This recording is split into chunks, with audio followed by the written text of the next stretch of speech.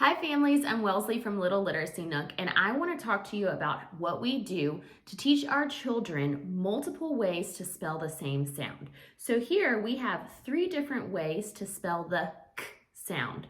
K spells the k sound, C spells the k sound, and CK spells the k sound.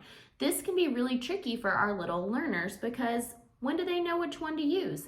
Sometimes there's a rule that you can teach and sometimes there's not, and we just have to connect words to meaning and connect words by using word sorts. Luckily with CK and CK, there is a rule. So CK is going to come at the end of a word. We're not going to see this at the beginning of a word, so we won't ever start our word by spelling with CK. It comes at the end of a word that is one syllable followed by a short vowel like a, eh. So which one did I forget?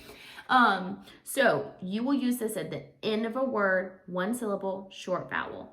C and K also have a little trick with them. C, if it's paired with I, E, or Y, is going to spell the S sound. So you have to tell your children to listen to the next sound in the word. For example, kite, we wouldn't spell with a C because if C started the word kite, then it would say s-ite because it's followed by that I sound. Same thing for short vowels.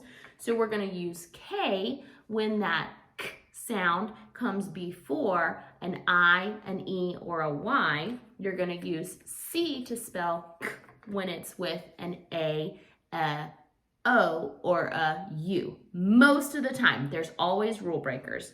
But then let's take, for example, ER, IR, and UR. All 3 represent the sound. So how do we teach our kids which one to use?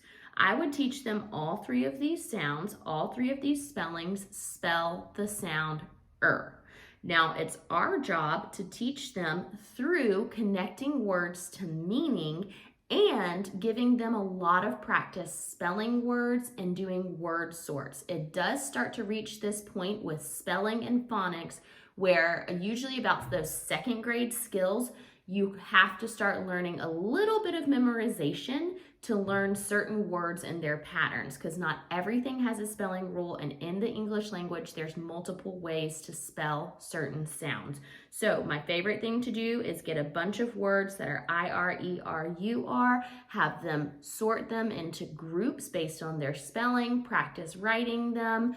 You can call them out and have them practice reading them to you. That's one of the best ways to build that familiarization.